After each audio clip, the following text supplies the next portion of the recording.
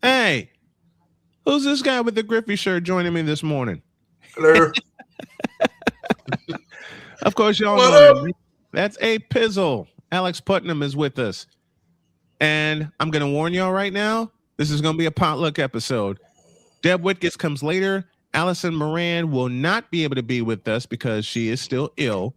So Pizzle and I are going to have a lot of fun talking a lot of football, maybe some basketball, and a few other things. And it begins now. I can't do it. We'll do it live. Do it live. I'll write it and we'll do it live. Mister, will you please wake up? Wake up, wake up, wake up, wake up.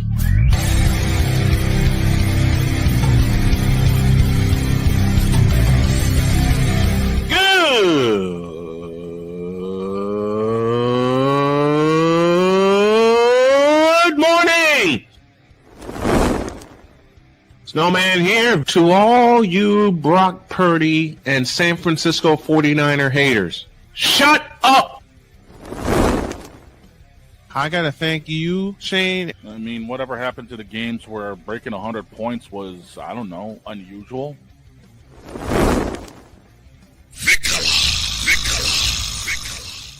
There was one word to sum up the All-Star weekend. Trays. Cause we take this job so serious. Splash Brothers, yes. Ray Allen, replace him with Steve Kerr. Reggie Miller, yeah.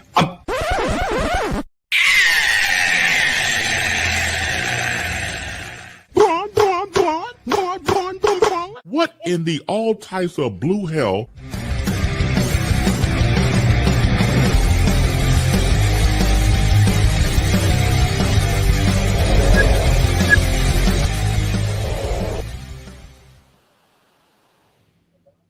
I could be loud today. The girls are not here. Good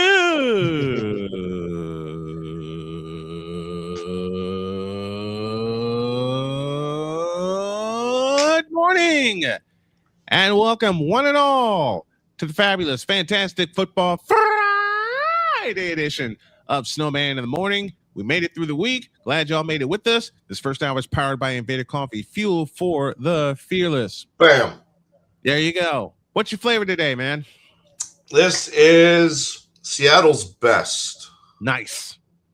Sorry, I know you're 49ers and Seahawks. It's dude. Seattle's best. Look, I'm a Starbucks fiend, if that tells you something. Well, there you go. There you go. Listen, the Seahawks may be in my division, but I got no problem. I got no problem with the Seahawks. I've been watching them since their AFC days with Steve Largent and Dave Craig, and all they have done was just transition to the NFC. They've won a couple of Super Bowls. I got no problem with them. Okay. Oh, this young man here is the man in charge of the Pain and Gain Pick'ems. Pain and Gain Pick'ems. That's right, ladies and gentlemen. He has hung with us for 4 years now. Yep, just about 4 years. Going into his 5th season with us. And the last 2 seasons, he's been one of our guest pickers and one of our regular pickers. I love this man dearly. And he has been an influence to me and an inspiration to me to say it plainly, get my ish together. Because after my health problems, which I can proudly announce I've come all the way back from because I'm walking better, I would watch this man. No matter what happens, it would take something catastrophic to keep him out of action. And that's the discipline that I have gotten back to beginning this week. And this man has been a big inspiration for me. So I wanted to throw him some flowers before we get started today. Thank you Mr. so much. Putnam, I love you dearly. I love tuning in to Pain and Gain Pick'ems, which is one of our biggest shows on SMSN radio. And I couldn't Fridays wouldn't be the same without you, and the Pain and Gain Pick'ems wouldn't be the same without you. I love you, brother, very much, and thanks for being a part of the crew. I truly appreciate you. I truly appreciate you. And now the intro of all intros, which I did at 2:00 in the morning. Push the button.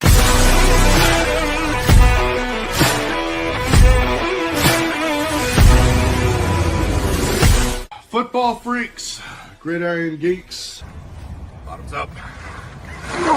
Oh boy. Well, that game sucked. Dr. K, I'm sorry. Oh, hell no!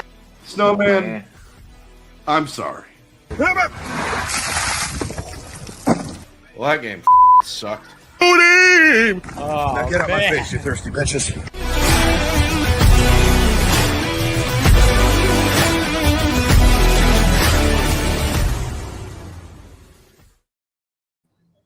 That's him. A Pizzle 90, aka Alex Putnam, is here Ice with bucket challenge. That was cold. You live in Florida. You should be used to it. There was no ice in there. It was all gone because of the humidity. Yeah, you bought it and it melted. Yes. It was supposed to be 3, but we only did it twice. 2 times. Yeah, you only had to do it 2 times because there were only 2 buckets available. Yes. When you told me that story and what precipitated it and how you had to find the buckets and get the ice and the ice wound up being melted by the time you did it. Oh, they just got to live up to it. Got to pay bets. Yeah, pay up the bets. My wife and I made a bet last season when the Colts played the 49ers in Indianapolis, and she was supposed to be with me, but as I've told people as I told people when I tell people this story, she came in about 6 o'clock, and I saw the look of exhaustion on her face, and I was getting ready, and she practically fell into me. And she looked at me and she says, "I'm not going to make it to 8 o'clock. I said, "Baby, go to bed." Sound like Dray yesterday. Yes. Dray yesterday. I said, I told her, I said, "Baby, go to bed." And she says, "You're not going to get mad at me for not joining you?" I said, "Did you hear what I just said?" She starts laughing. And she says, "Yes." I'm like, "Baby, go to bed.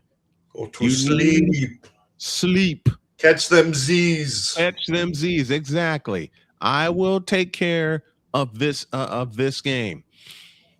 And when I'm on late, she sleeps through it because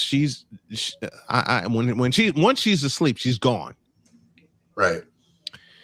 Well, I kind of woke her up when D. Winters picked off Phillip Rivers and took it to the house. She came in while I was on a break and she says, "How bad is it?" I said, 48-27 San Francisco. Go to sleep. She gave me a kiss and she says, "I'm going back to bed. Hurry up and get done." You should probably do the same. I signed off that night and went right to bed. And she puts her arms around me and she says, 48 points. I said, "That's what the Colts surrendered." That's it. And she says, "Okay, you're here. The game is done. I can go back to sleep." Clark Goodlow is here with us. Anton the Tortoise, Napoleon Johnamite with the pineapples. Everybody in the chat with it. You know what? Of course, pineapples there. Listen, me and Spotify are gonna fight. No, you and me both. You and me both. It's happened at least 3 times ever since the Beyond the Myth, which everybody should check out. Yes. Celebrating its 6 months on YouTube. Yep. Excellent. Everybody should go check out Beyond the Myth. We should get that to over 1 million views. Fabulous documentary. Oh yes. But that song Pineapple, it's so catchy. It is. It's so catchy. You can't escape. You can't. I came in here one afternoon after I ran an errand for my wife and I put the headset on. I'm getting ready to edit. I throw on Spotify, and the first song, Pineapple. Every time. It gets it. Every time. And I'm sitting here humming the lyrics. Wife comes behind me and she says, "What are you listening to?" I gave her the headset. I said, "I'm listening to this." She gave the headset back to me and walked out.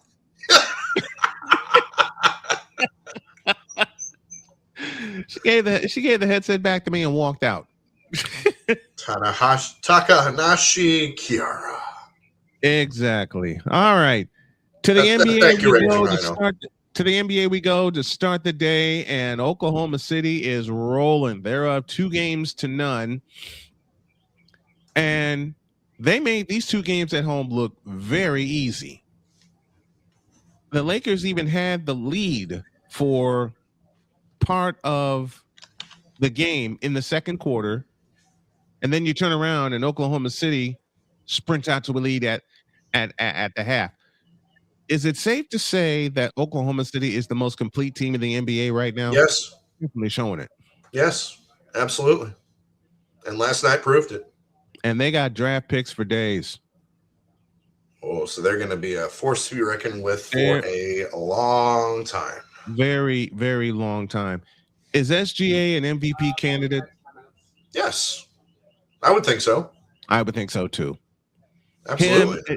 They usually pick 3 to be MVP candidates. I would believe SGA is one. Wemby would be another. It's just finding that third candidate. But it's truly between Wemby and SGA just showed off last night. In fact, the whole team showed off. This is a team in Oklahoma City from top to bottom. They are the most complete team in the NBA, and they are the deepest team in the NBA. 100%. And if you look at all the dynasties throughout the years, the 70s, the 80s, go back to the Celtics days, the 70s, the 80s with the Celtics and the Lakers, the 90s with the Bulls, and then the Spurs, and then the Warriors. What always got them there? Depth got them there. From the floor to the bench, everywhere in between. Mark Daigneault has done a fabulous job with this team. 123-107 was the final last night. And in both games in Oklahoma City, and thank you, Rising Rhino, for being with us. And in both games, didn't it seem to you like Oklahoma City just toyed with the Lakers? Absolutely. They give me your especially in the third quarter. Yeah. Especially in the third quarter. Lakers only scored 22. Oklahoma City scored 36. 36 in the third. And they do it so fast. You blink, and the next thing you know, you've surrendered 30 points in a period to OKC. Right. They're one of the highest scoring teams in the NBA. Their defense is off the charts. All right. Through the roof. It is.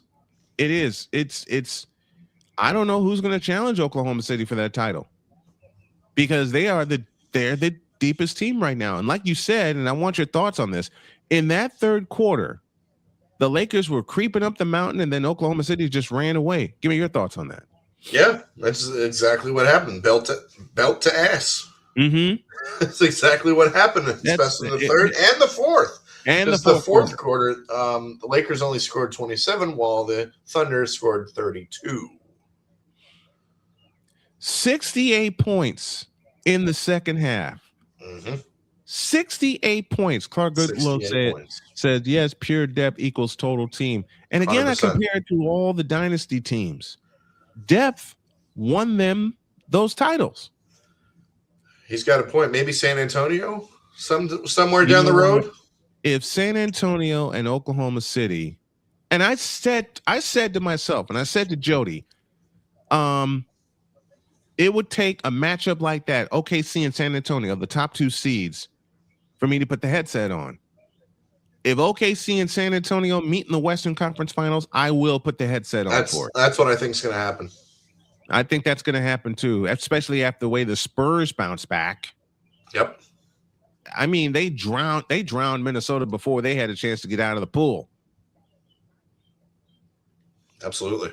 But what do you think now that the games are in Minnesota? The next 2 are in Minnesota today and Sunday.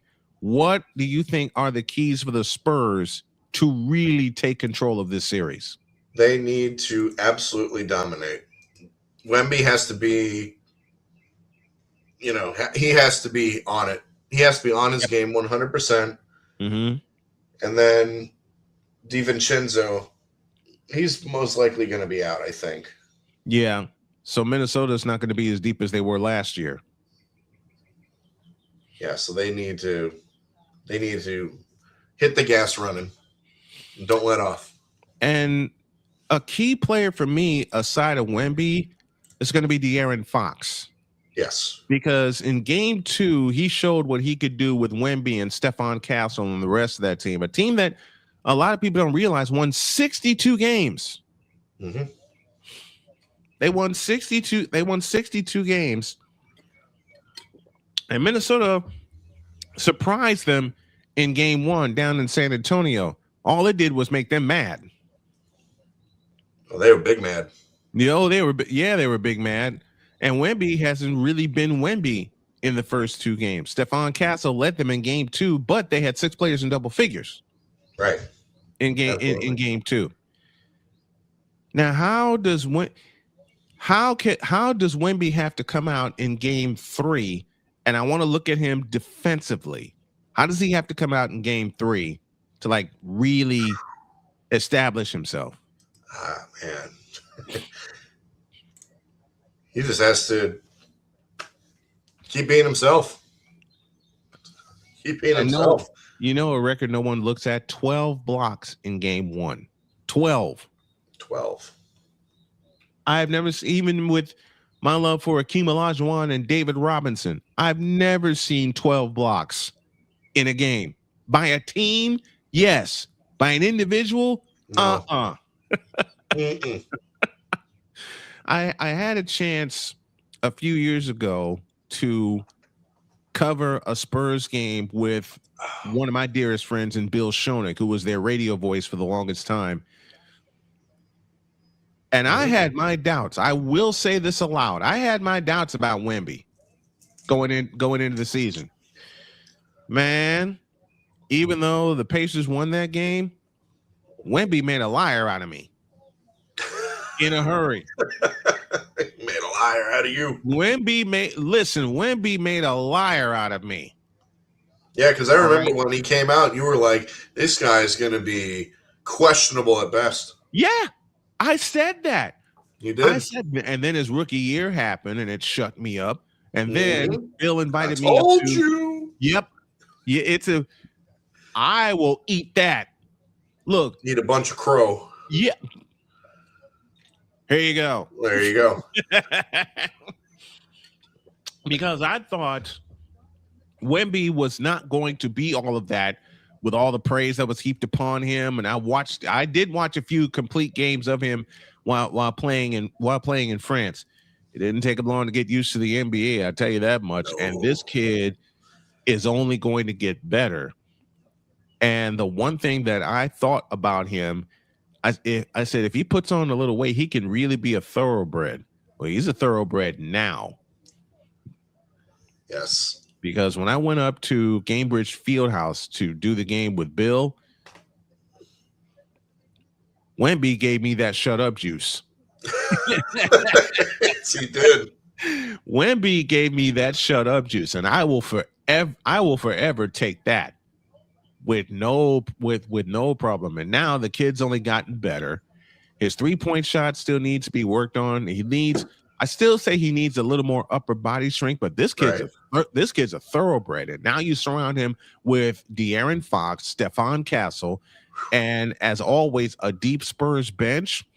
Oklahoma City and San Antonio, if those two teams take care of business, they will be in the Western Conference Finals. That's going to be a fun game. That's going to be a fun series to watch. And and y'all heard it here first, should that series come to fruition, I will indeed put the headset on for it. Let's take a break. All right. Go ahead. Well, I think it's going to happen because the Lakers are finished. They're done. They're cooked. The Lakers.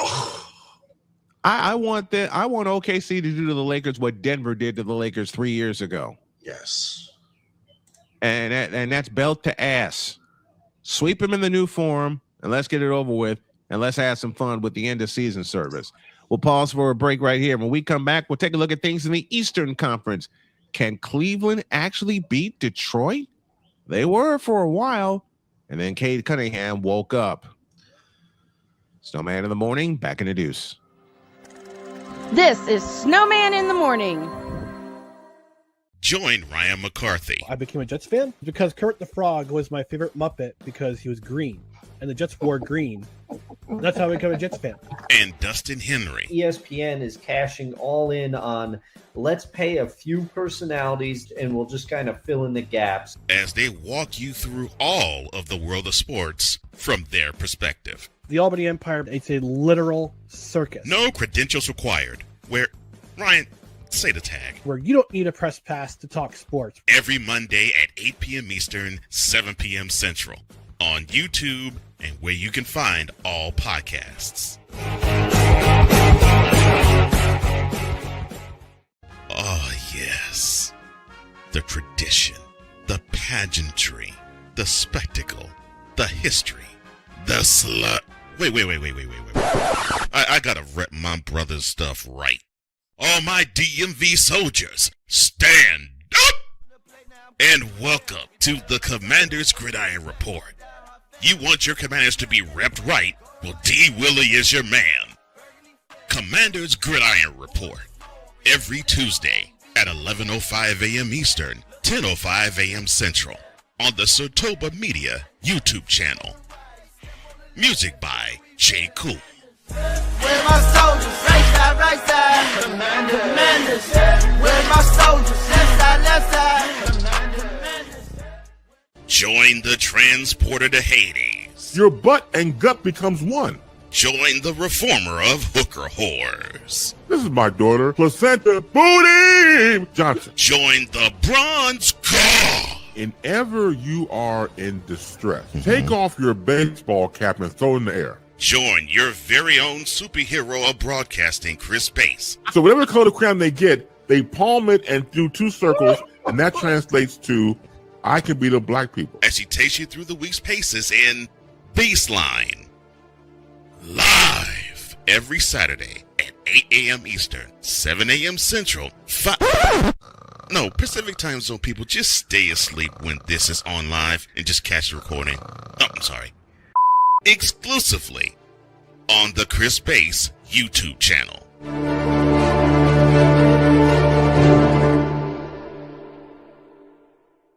Cause we take this job so serious.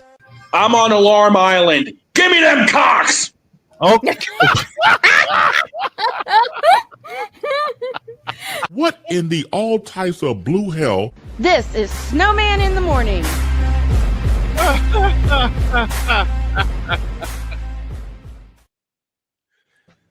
25 after the hour, and that will forever be Shane's identity. Come on, dog. Alarm Island. Lots more to get to.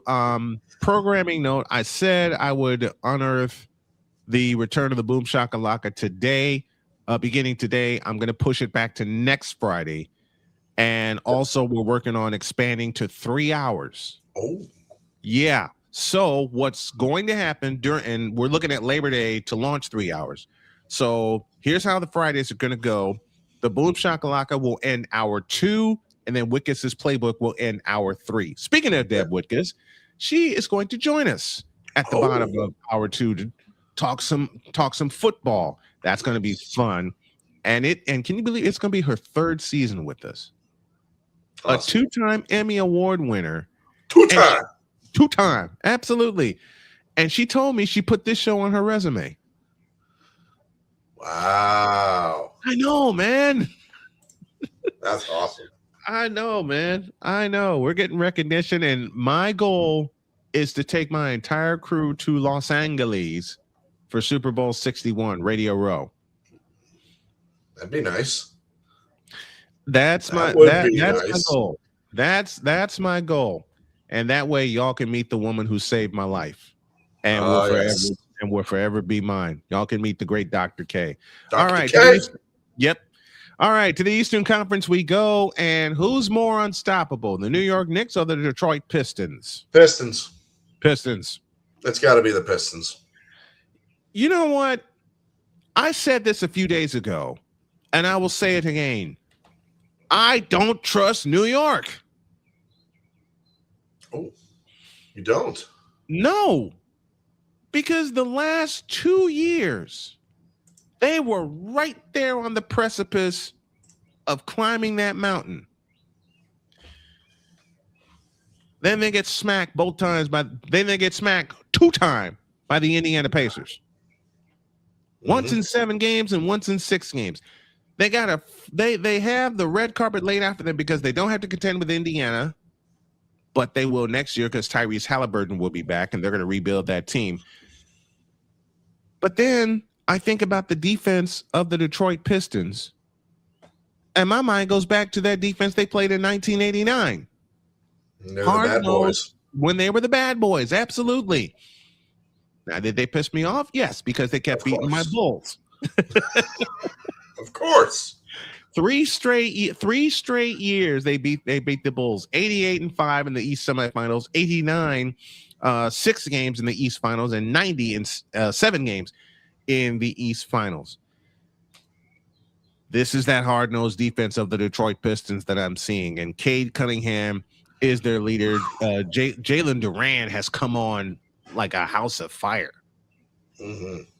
And yes, we mentioned it in the last segment that you got to have some depth, and the Detroit Pistons have some depth.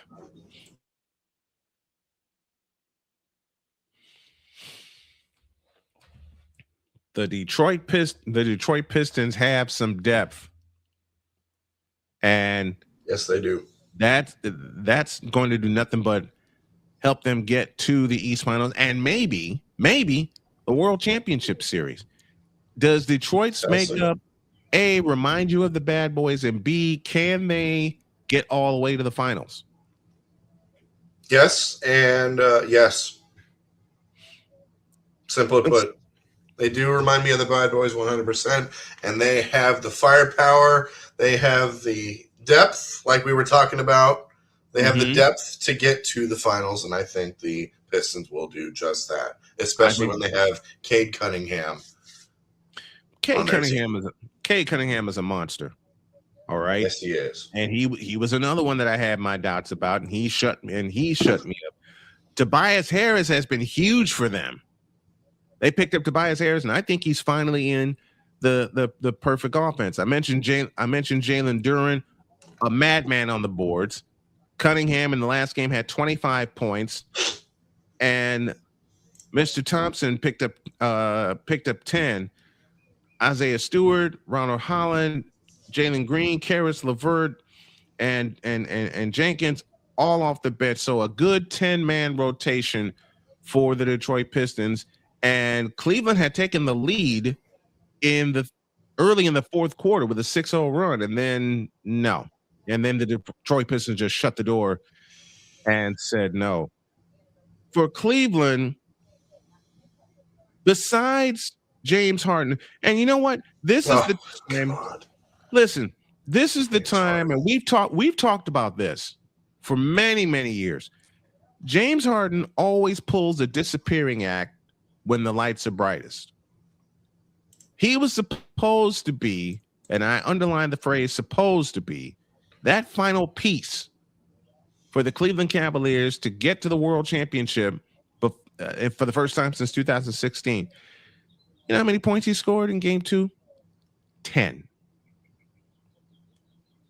In 37 minutes. How many? 10. That's it? On 3 of 13 shooting, he did not hit a 3-point field goal. He hit he hit 4 free throws. He had 10 points in a time where people praise him for being Mr. It in the playoffs. He had 10 points in game 2. 10. Meanwhile, Donovan Mitchell had 31. Jared Allen had 22. Evan Mobley's another one who's fallen off the radar. 9. He only had 9. Yeah, 9. He only had 9 points. Jeez. Unreal. And this is supposed to be the team to challenge Detroit. Yeah, right. Yeah. No. Just no. The team that's going to challenge Jordan is going to be New York. Yes. But at the same time, I don't trust New York. I don't trust the Knicks. I don't care how much Stephen A. Smith is crowing about the Knicks. I don't care how much Knick fans are crowing about them. I don't trust New York. To me, and I know I'm going to anger a lot of Knick fans. This team reminds me of 1993 because they were the Knicks were the number 1 seed in the East, as everybody remembers. Right. That was supposed to be the year they finally dispose of the Chicago Bulls.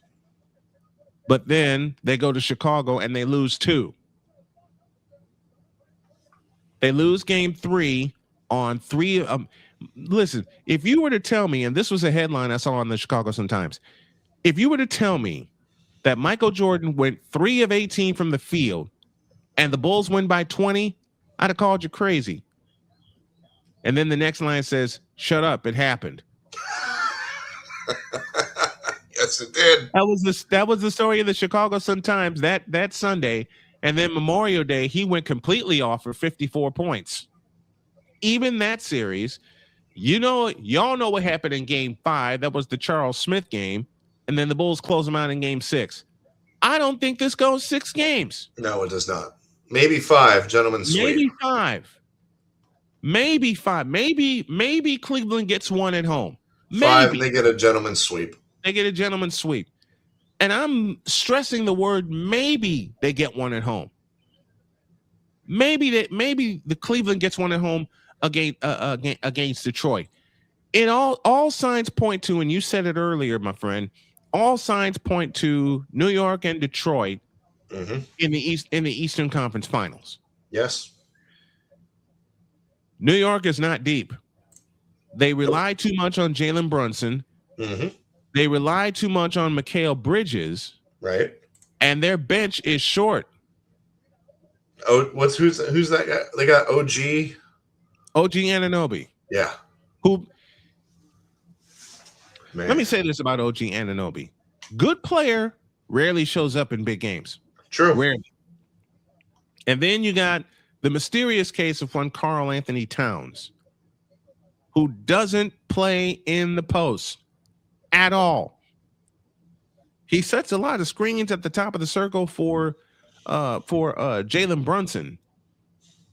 But I'll go ahead and ask, what has he done since he's been in New York? Nothing.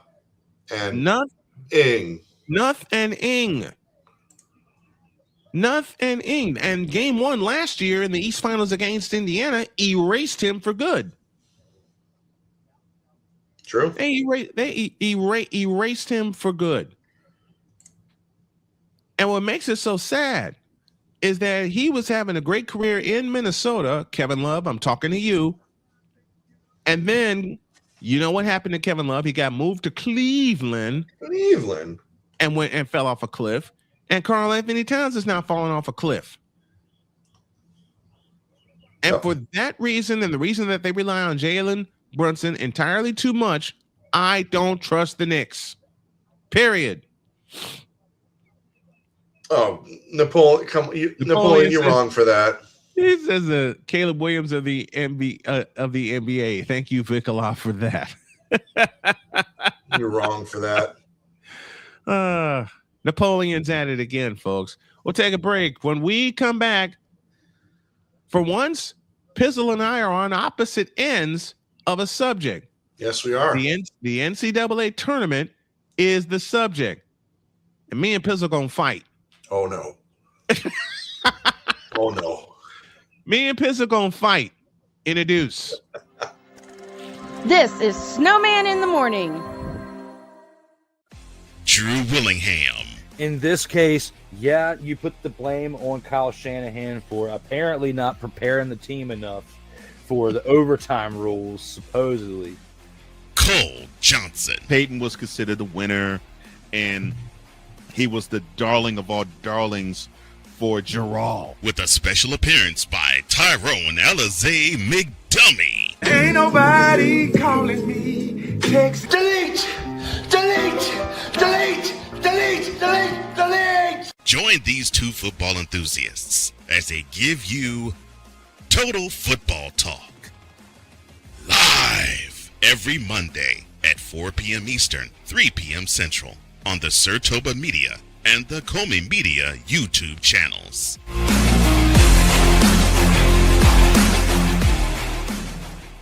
Hey, Eagles fan. Join my man Cool McCain and a host of others as they break down every single game, every single week in an objective manner, and also from a fan's perspective as well. Remember, this cast feels just like you. Nobody likes you. And you don't care. Fly, Eagles, fly. Eagles Elite Podcast. Every Wednesday at 8:30 p.m. Eastern on YouTube and other podcast outlets.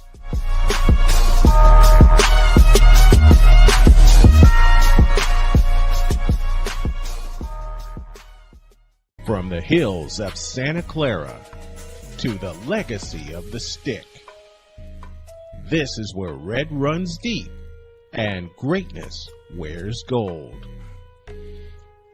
40 plus years of fan, 30 years in the booth, and now it's personal. The 49ers like you've never heard them before. This is That 49ers Show on Snowman Sportsnet. Hosted by Brian Snow, each week you will get a recap of the game that just happened and the game that will happen. All the stats, facts, and figures, all the fun notes, fan chats, and everything else you could put into 30 minutes. This is That 49ers Show on Snowman Sportsnet. Wednesdays at 7 p.m. Eastern, 6 p.m. Central.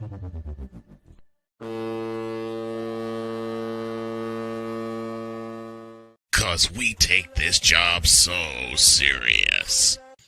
What are we doing? What in the all types of blue hell? This is Snowman in the Morning. I really don't know anymore. Me neither. Me neither. 40 after the hour, 20 before the top of the hour. Okay. We gonna fight. Uh-oh.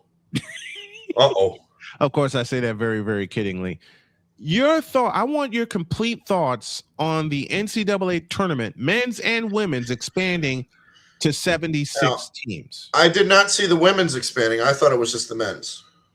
Yeah, the women are expanding too. Men's and women's tournaments are expanding to 76 teams. I'm all for it.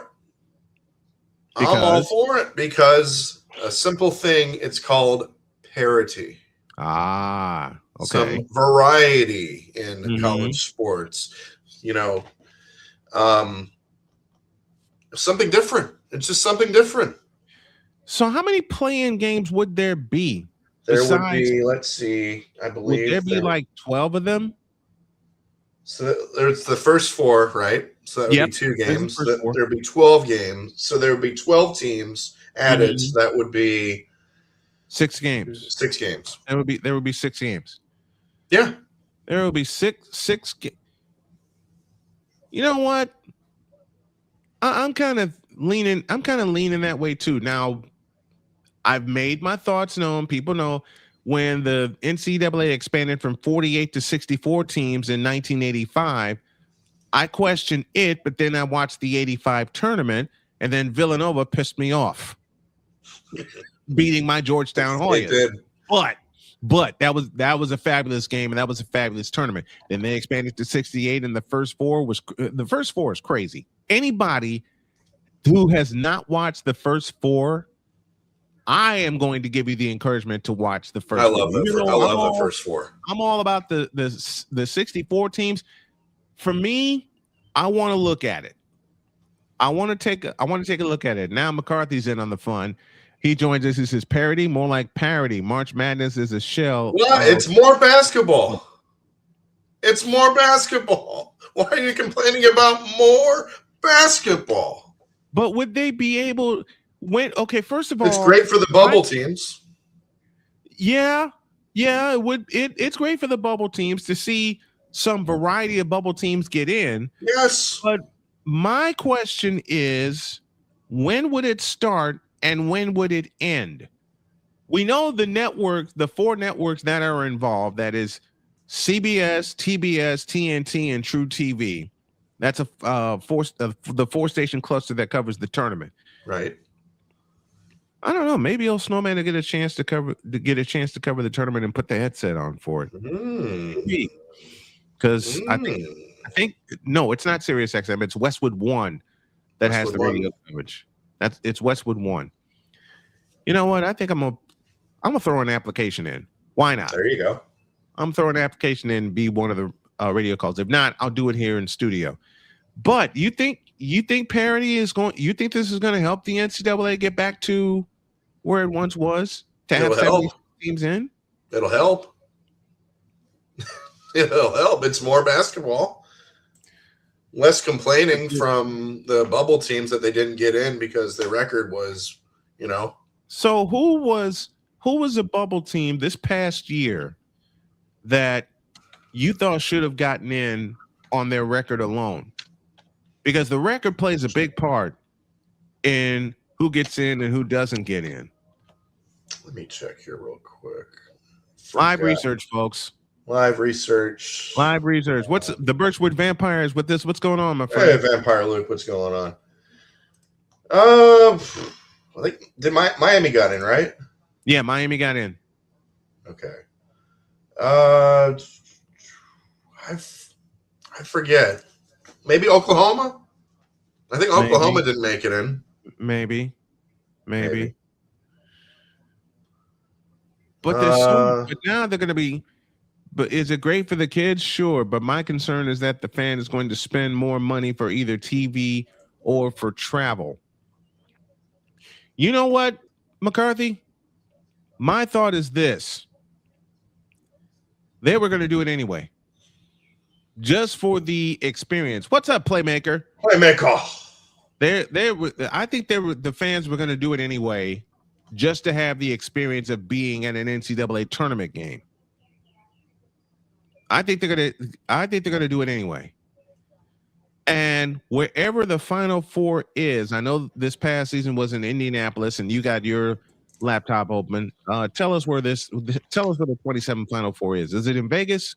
2027 is going to be in Ford Field, Detroit, Michigan. Oh, they're going to Detroit. Yes. Is it the following year they go to Vegas? 2028, let me see, is in Vegas. Yes. Okay, 28, it's in Vegas. 27 is in Ford Field. And then 29 is back to Indy. Indy's host. I think Indy has hosted it the most between Market Square Arena and now the Hoosier. They had it the Hoosier Dome and Lucas Oil, and I love Lucas Oil Stadium. That is a beautiful facility. Did you relay my message to Indiana? Yes, I did, Playmaker. I taped a segment this morning with Dray, and yes, I did. Leave Stephanie White alone and let her coach the team. We'll talk more about that. We'll talk more about that at the top of hour 2 when we give our preview of the WNBA. I did have a segment with Dray planned, but what I'm going to do is I'm going to run it during the pregame show tonight, so y'all will hear his thoughts. Okay. Iowa got in and they lost. Illinois got in and they lost in the final. Four. Did you expect Illinois to get to the Final Four? No. I don't think anybody expected to get there. No. My wife came in and she says, "Okay, who are you cheering for? That's your underdog." I said Illinois, easy. They got beat by Connecticut in the Final Four in Indy, but it gave me such 2005 vibes, when they basically stayed home because they played in Indiana, then they played at Rosemont Horizon. I can't call it Allstate Arena anymore, and then they went to St. Louis. Right. It gave me those kind of vibes, but I will have to see it. I'll have to see how this plays out and how the schedule plays out, because Deets brought up a great point on how the scheduling is, and are they going to have enough announcing teams to cover it? True. They should have enough. Are they going to play the first 6 in? Is everybody that gets into the play-in round, which is essentially what it is, are they going to play in Dayton? Are they going to keep the first 4 in Dayton, or are they going to split the sites? Birchwood Vampire with a super chat. Miami got in. I'll take things we won. We won't say in the NFL for the next 15 years. Let me highlight this. I'll take things we won't say in the NFL in the next 15 years. Wow. Rude. Nice. It is a football Friday. We will talk some football. We're talking NCAA right now. With the expansion of the men's and women's basketball tournament, do you see an expansion of the college football playoff? Well, already isn't it already? It's expanded to 12. I know they've been talking about an expansion to 24. 24 is too many. I think that's too much. I think it should be 16. 16 is perfect. Sweet 16. Yep, 16 is perfect. Okay, the Division 2, the Division 1 AA and Division 2, they can have 32 teams because they need to generate the money, because they're not getting it from the big boys. Right. You know, unless they play them. They're not getting it from the big boys. So they can have 32 teams. They don't have a champion. They don't have a championship week, which kind of makes me sad, but it is what it is. They don't have a champ. I'll ask you this. Do you think they should have a championship week like Division 1A has? I think they should. Yes. It would generate it would generate a lot more eyes. Yes, it would. It would get more views to them. 100%. It would get more views to, because tell me you wouldn't watch a championship game in the Missouri, and I'm using it as a pure example. If they don't have championship week for 1AA, tell me you wouldn't put your eyes on, at least for a few minutes, let's say North Dakota State and Illinois State. How about that? That would be fun. Yeah, it would. Tell me you wouldn't put your eyes on a conference championship between Montana and Montana State, which I did. That would be fun. The brawl of the wild with Montana and Montana State. You can carve out a separate week for them, just like you can do in basketball for 1AA. You can carve out a separate week for them for championship week. I mean, hell, look who has the rights to championship week. Right. You mean to tell me they won't get anybody local to do their games for ESPN Plus and ESPN News? They got the room, right? They got the room. Yes, they do. And they cover 1AA division playoffs and championship. Now, the playoffs and the championship in 1AA is out of this world, because you see a lot of small stadiums that are not full bowl stadiums. Yep. And it's great to see that they have the lifts that go up for the extra points and the field goals, and you see the football flying toward them. So I might have sent Wednesday's show to Joe Hendry. Oh no. What did you? What happened Wednesday? I'll have to cut it up and send it to you. I missed it. Let me say this. Droid pulled a song from Joe Hendry. It says, Paul. Oh, can we fire Logan, Paul? Yeah. And Droid kind of messed it up and made us all laugh when he says, James, retire LeBron James.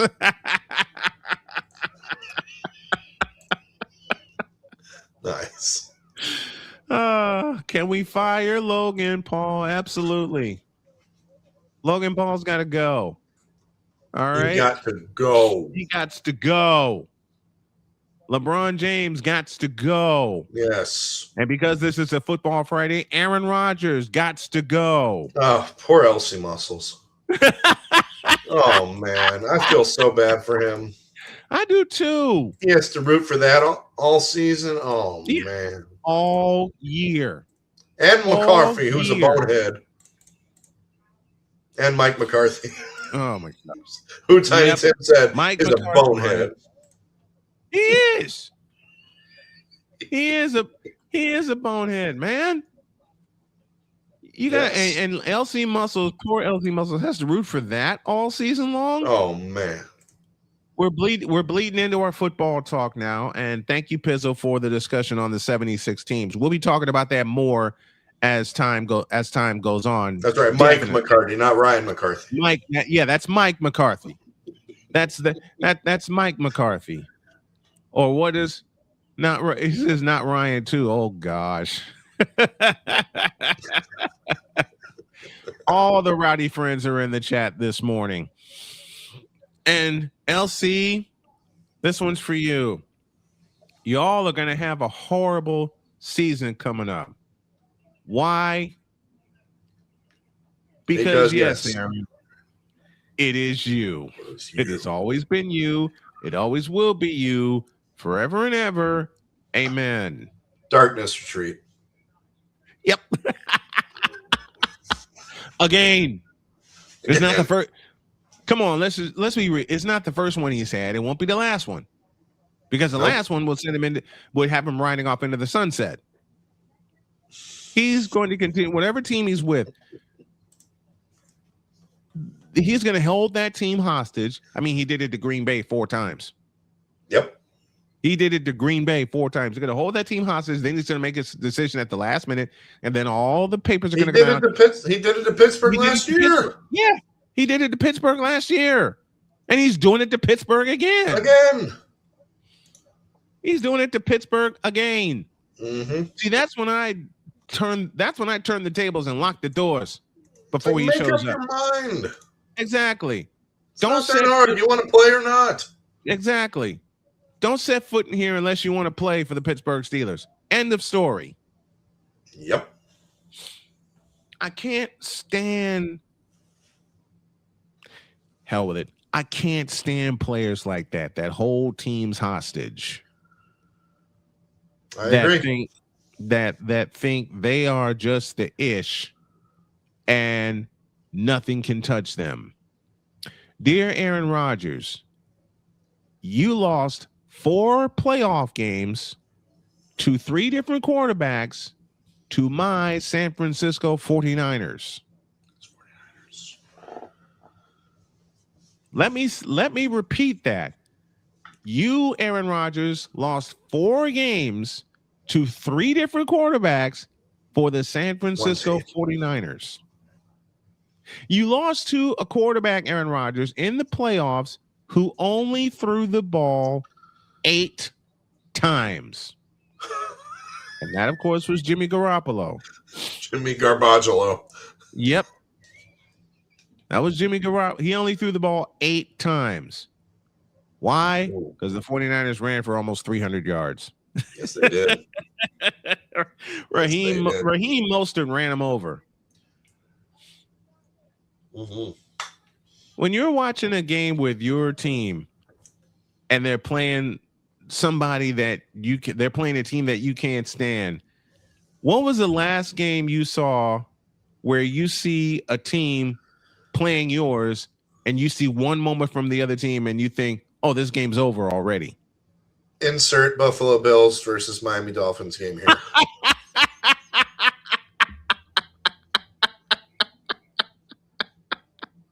Aside from last year when we actually won. Yep. Yeah. It's insert Buffalo Bills here. One play and you think it's over. Yep. As long as they have Josh Allen, pretty much put the nail in the coffin. Listen, I had so many Packer fans in 2019 come after me because we were playing the Packers for the NFC Championship. Hey, we're going to beat you in your house. Then Raheem Mostert showed up, and they all texted me and said, okay, this game's over. I'm going to bed. Playmakers with this saying, Dear Orlando Magic, thanks for being total dumb nuts in the front office. What they do now? They fired their coach. For what? I don't know. He made a playoff. He made a playoff appearance. Yeah, they did. I wanted to keep it PG for the show. Understandable. David Harris interception, 2010 AFC divisional playoffs versus New England. Yes. 67-yard return on that. Yikes. Like I said, Raheem Mostert showed up against the Packers. He ran it in from 31 yards out. And what did Troy Aikman say? They turned a crack into a canyon. Wife comes in and looks and says, oh, 7-0? This game's over. Went back to bed.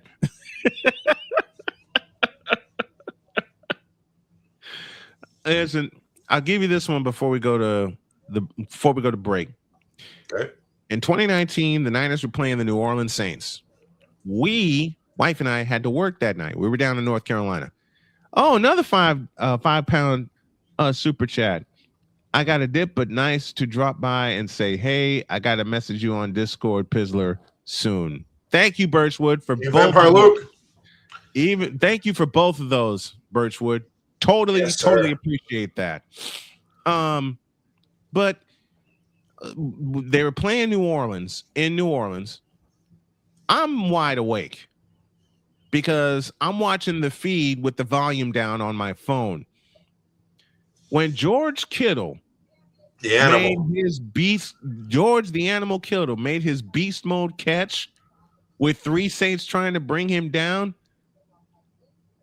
I was shaking in bed, and then I turned and looked at Jody. I said, I gotta be quiet. Jody's sleeping. Then they won the game, and I finally fell asleep. Playmaker, they fired the coach but signed the GM to an extension during the season, and no one knew. Oh yeah. Oh, that's shady. Total dumbasses. That's shady. And that made Jamal Mosley a sitting duck. If no one knew they signed the GM to an extension, it doesn't matter how far Orlando went in the playoffs. They went from the play-in to the playoffs and faced the Detroit Pistons. Took them to a full 7 games. Right? Right. They did. And history repeated itself. Yep. And Jamal Mosley gets canned. I don't like that. Ocean View Coffee Shop is here. Says awesome thumbnail. Thank you. Appreciate it. One more. Eric Hollis scoring the 3rd goal in Game 7 versus the Rangers in 2023. For me, I mentioned the first big one for me was the catch. Dwight Clark. That was the first one for me. Montana to Dwight Clark against the Cowboys. The play that made me a 49er fan forever.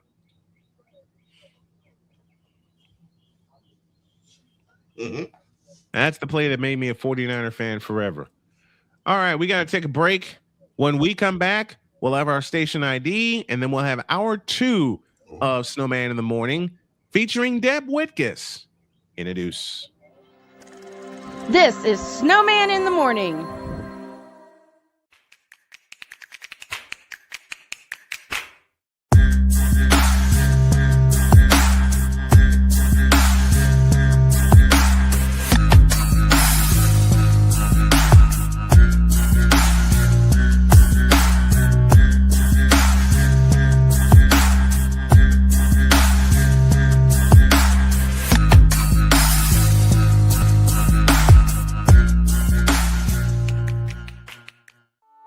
I'm Jenny Garth, and as a mother of 3, I know kids worry about a lot of things. Getting enough food to eat shouldn't be one of them. But here in America, that is a real worry for 1 in 5 children. Even though we are one of the most food-rich countries in the world, 15 million children don't know where their next meal is coming from. This is unacceptable. and something the Feeding America nationwide network of food banks is working to solve. Instead of accepting that our country lets billions of pounds of surplus food go to waste every year, Feeding America has made it their mission to help families in need by rescuing this food.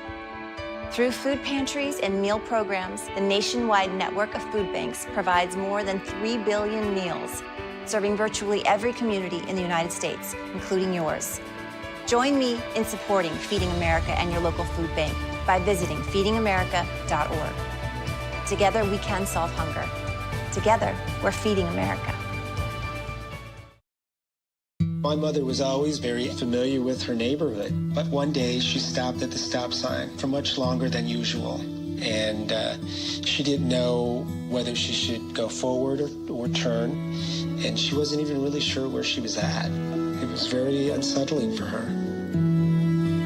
I felt so much better after my son told me, "Mom, I don't want you to worry or be afraid. I'll be there for you, and we'll figure it out."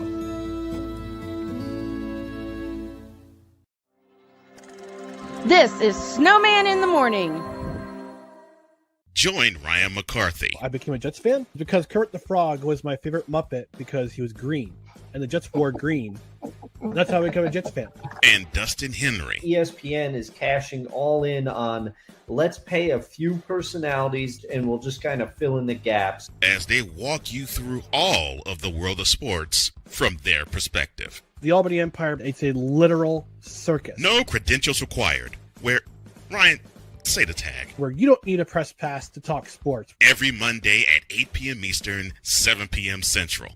On YouTube and where you can find all podcasts. Oh, yes. The tradition, the pageantry, the spectacle, the history, the slut. Wait. I gotta rep my brother's stuff right.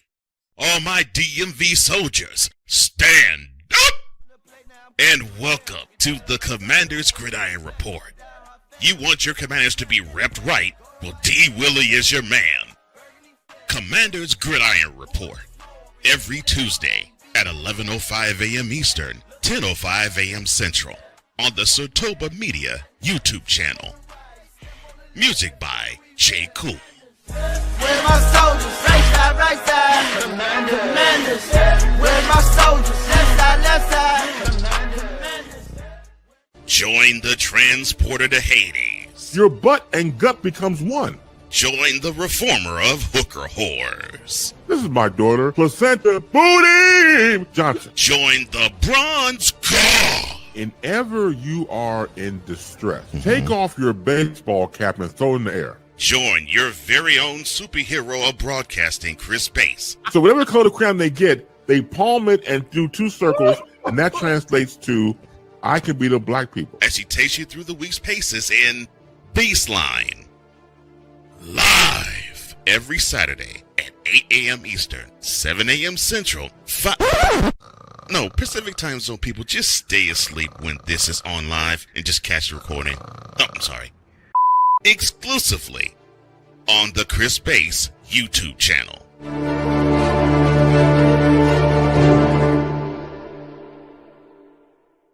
Cause we take this job so serious. I'm on Alarm Island. Give me them cocks! Okay. What in the all types of blue hell? This is Snowman in the Morning.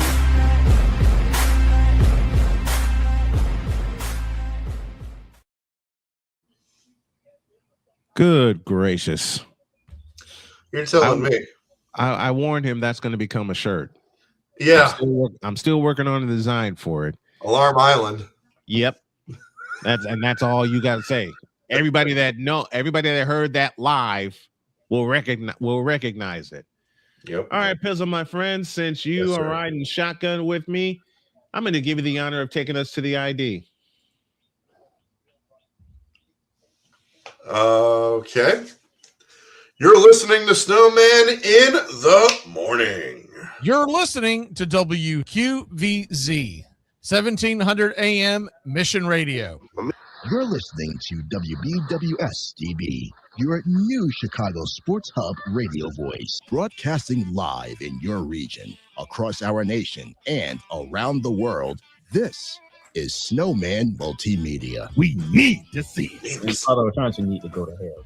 It's really, in the end, basically a skill issue. Here he is back in the shotgun, takes a snap, throws to Jesus Christ. Shut up! Well, that game sucked. I'm on Alarm Island. Give me them cocks! Now get out my face, you thirsty bitches. Now get out of my face, you thirsty bitches. Now get out of my face, you thirsty bitches. Now get the hell out of my face, you thirsty bitches. Hottest of hot takes and coldest of cold hard facts. You know, when I did those IDs, I did one and I just got on a roll. Now I got 11 of them now. And I still need to do one just for Playmaker. I got one for you, but I got a couple of clips I need to find. Oh.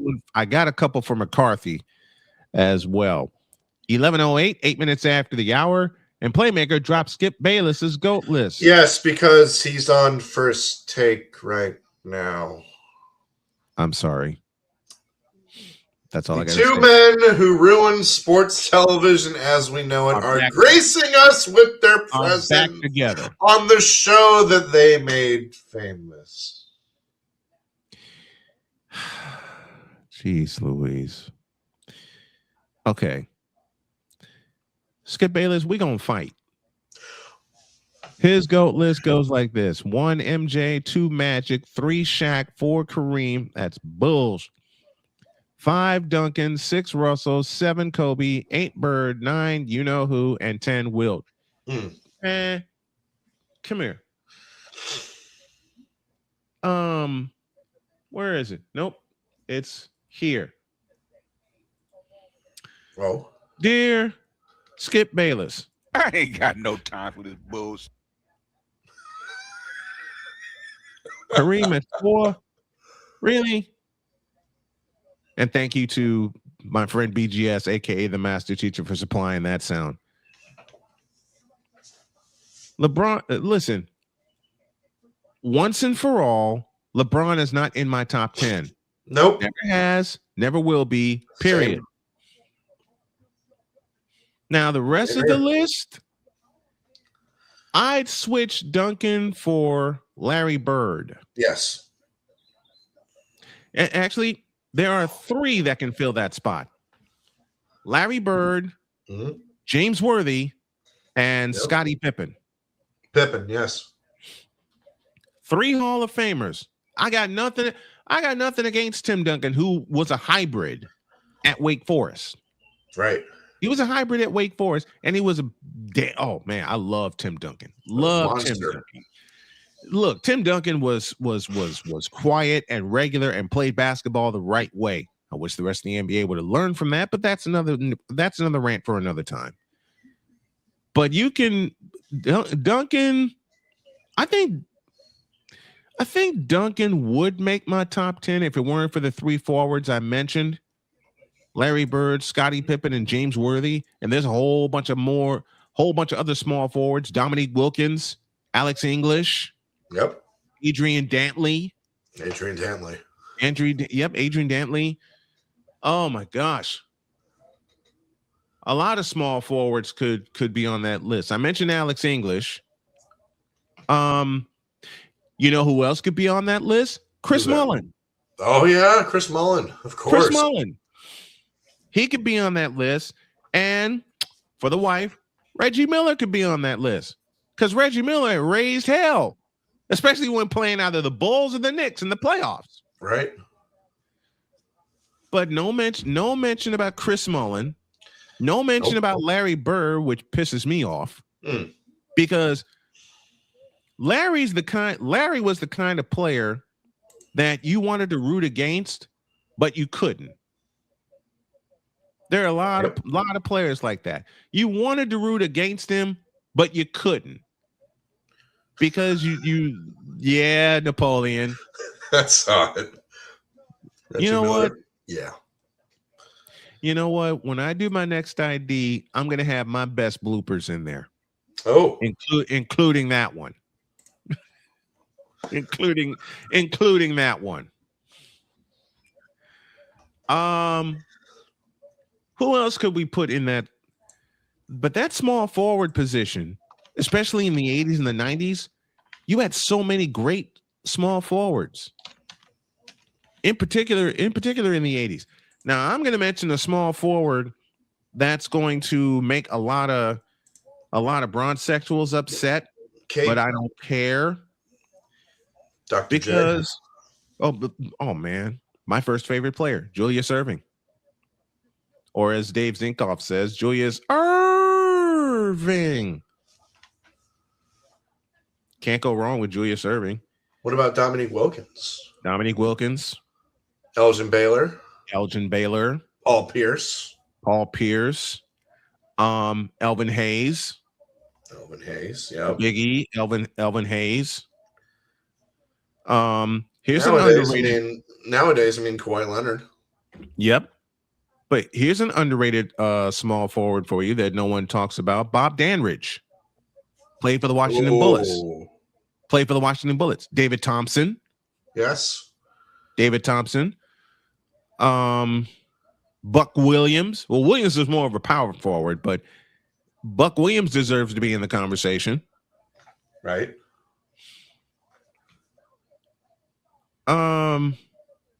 Like I said, so many. Way too many, as a matter of fact, to be honest. That's an argument we'll have for another time. And that's a 2-hour show in and of itself.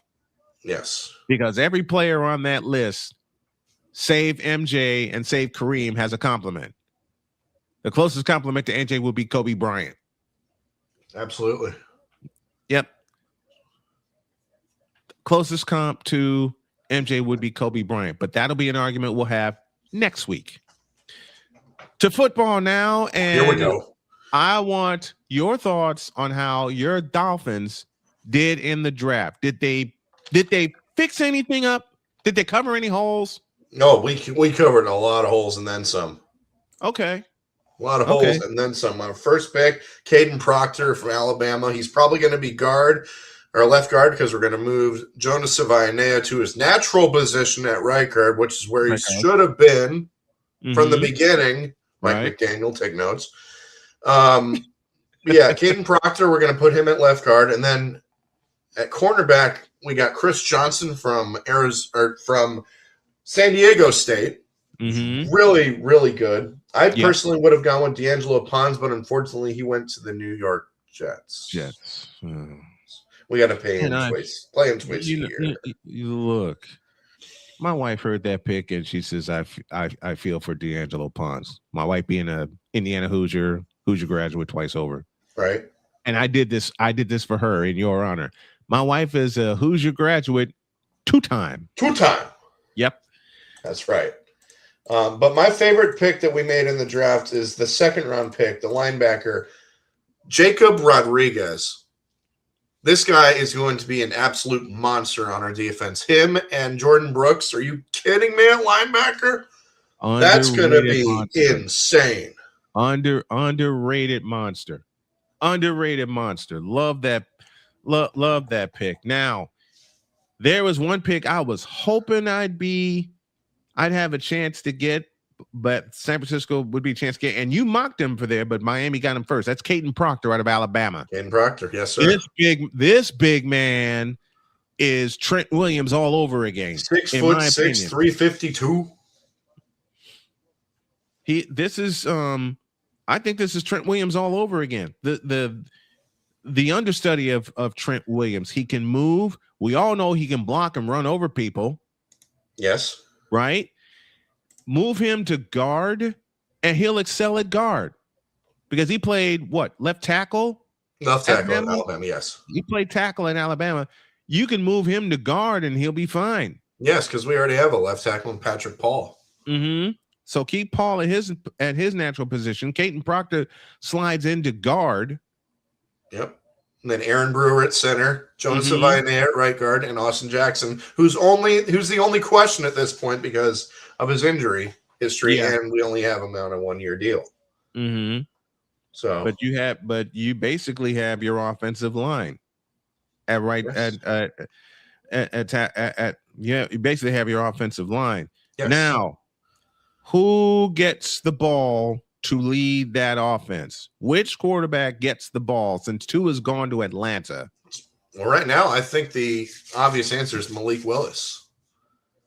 I agree with Malik that. Willis or Quinn Ewers, depends on how they perform in training camp, but it's ultimately, I think it's going to be Malik Willis because we give him that contract in the offseason. Right. He knows Jeff Hafley. He knows John Eric Sullivan. We put pieces around him. Now we just got to produce. Why not Quinn Ewers?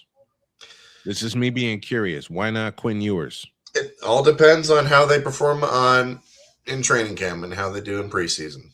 Okay. I think it's going to be an open competition. It's going to be an open competition, but I think it'll be Malik Willis. You know, Malik Willis deserves a fair chance. Yes, he does. He deserves a fair chance. Now, when it comes to my San Francisco 49ers, they made two moves that I questioned at first, but now I don't. They basically traded out of the first round. Right. And if anyone knows San Francisco's history, they love getting draft picks in the later rounds. They do. And they turn them. Just think back to 82. Who would have known Dwight Clark was going to be who he was?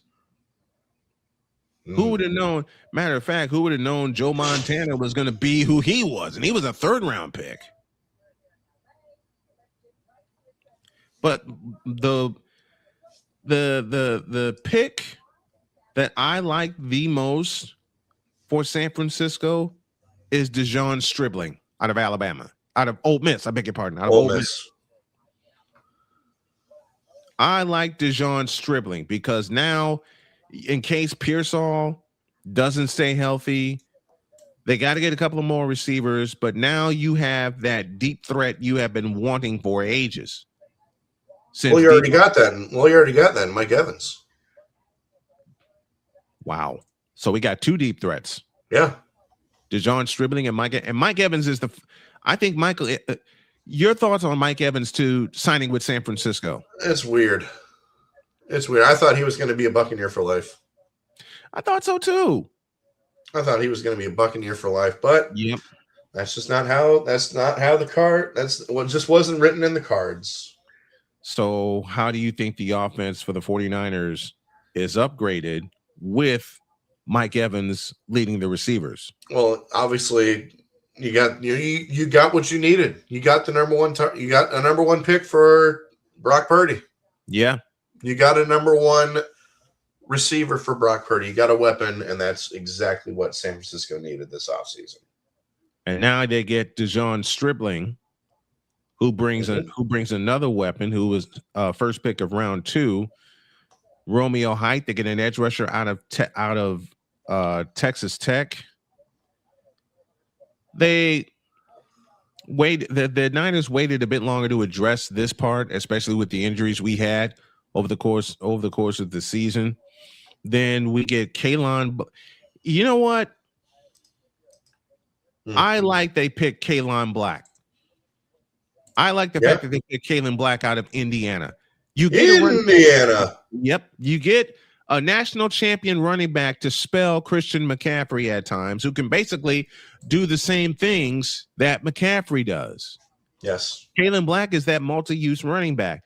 Then you get Grace Halton, defensive tackle out of Oklahoma. That's huge for them because they're going to have 4 on the line a lot. And the Niners, unlike other seasons, including 2024, they couldn't pressure the quarterback because they had too many pieces missing. Right. They had too many pieces missing. Then they get this fellow who I think is going to wind up starting in round 4. That's Carver Willis out of Washington. Carver Willis. He's a tackle, right? Yep. And he's going to be on the right or left? I think he goes right. Okay. I think he goes right because the left side is pretty much set. You got Trent Williams there, and whoever they put on that side is going to be with him. So you got Trent Williams leading that side. True. You need someone on the right side, and you need some depth. Carver Willis is that. Yes, he is. I like Carver Willis. Then they get Jaden Duggar, linebacker out of Louisiana. They traded D. Winters to Dallas. They welcome back Dray Greenlaw. So two parts of the original band is back together. Is it possible that Jaden Duggar can start for San Francisco, or is he going to start on the bench and come in like in specific downs when necessary? I'm going to lean towards the latter. Yeah. Come off the bench whenever he's needed. So you think he's a depth piece? Yes, for now. For now? For now, with the potential to ascend to being a starter. Then in round 5, they get Enrique Cruz, offensive tackle out of Texas. Out of Kansas. Why did I say Texas? Because I'm looking at something that has Texas in it. Right. Enrique Cruz, offensive tackle out of Texas. Kansas. Depth and competition. Kansas. I did it again. I'll try a third time with this blooper. Enrique Cruz, offensive tackle out of Kansas. There we go. Offensive tackle out of Kansas. Depth and competition on the offensive line. I think Willis is going to wind up being a guard, and Cruz could possibly anchor the right side, because we have suffered on the interior offensive line for many years now under Kyle Shanahan. Right. We got to get the interior offensive line addressed. Colton Willis is going to be a part of that offensive line, part of the interior part of the offensive line, because the Niners in the 80s had that interior depth. They had that interior depth, because a lot of people don't realize before Steve Wallace took over as left tackle, they had a fellow named William Bubba Paris. Bubba. Yep. They had Bubba Paris and Steve Wallace. And Steve Wallace was a special teamer for many years. So the need to address the interior offensive line. Now, how about a team that we love to pick on in the New York Jets? Oh, the Jets. I think they had one of the best drafts in the NFL. Really? This year. Yeah. I mean, the first round, David Bailey, you got Kenyon Sadiq and Omar Cooper Jr. and D'Angelo Pons in the second round. D'Angelo Pons, yes. They loaded up, man. They loaded up, and expectations around the Jets, as well as filling pressing needs for playmakers at marquee positions. This is going to be a team, and I am scared to face them. Twice a year. Twice a year now. Twice a year. And Darrell Jackson Jr. from Florida State, the defensive tackle. Mm-hmm. The only question is drafted Cade Klubnik in the third round, or in day 3. Yeah. Bit of a gamble there, because I thought they were for sure going to wait until 2027 to get their quarterback of the future. So yeah, we'll see. Yeah, we'll see. We'll see. Got to take a break. More draft fallout stuff, including thoughts on the Eagles and the Rams from our special guest. She'll be with us after the break. Snowman in the morning, back in the deuce. This is Snowman in the morning. Drew Willingham. In this case, yeah, you put the blame on Kyle Shanahan for apparently not preparing the team enough for the overtime rules,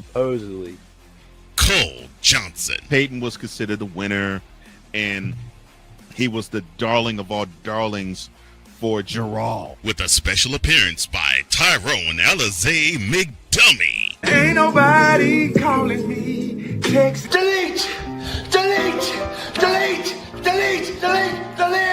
Join these two football enthusiasts as they give you Total Football Talk. Live every Monday at 4 p.m. Eastern, 3 p.m. Central on the Sertoba Media and the Comey Media YouTube channels.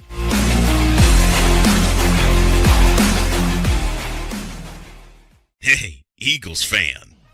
Join my man Cool McCain and a host of others as they break down every single game, every single week in an objective manner, and also from a fan's perspective as well. Remember, this cast feels just like you. Nobody likes you. And you don't care. Fly, Eagles, fly. Eagles Elite Podcast. Every Wednesday at 8:30 p.m. Eastern on YouTube and other podcast outlets.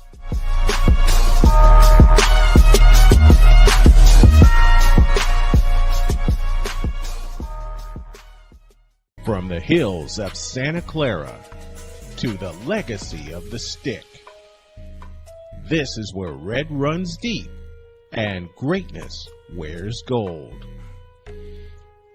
40 plus years of fan, 30 years in the booth, and now it's personal. The 49ers like you've never heard them before. This is That 49ers Show on Snowman Sportsnet. Hosted by Brian Snow, each week you will get a recap of the game that just happened and the game that will happen. All the stats, facts, and figures, all the fun notes, fan chats, and everything else you could put into 30 minutes. This is That 49ers Show on Snowman Sportsnet. Wednesdays at 7 p.m. Eastern, 6 p.m. Central.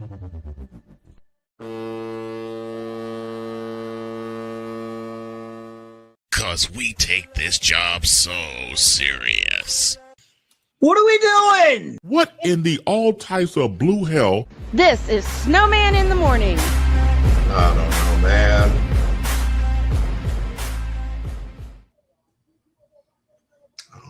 Halfway through hour number 2 on this fabulous, fantastic football Friday edition of Snowman in the Morning. This portion is brought to you by SeatGeek. With the WNBA getting started, the NBA playoffs, NHL playoffs in full swing, Major League Baseball in full swing, you need to get your tickets to your favorite events.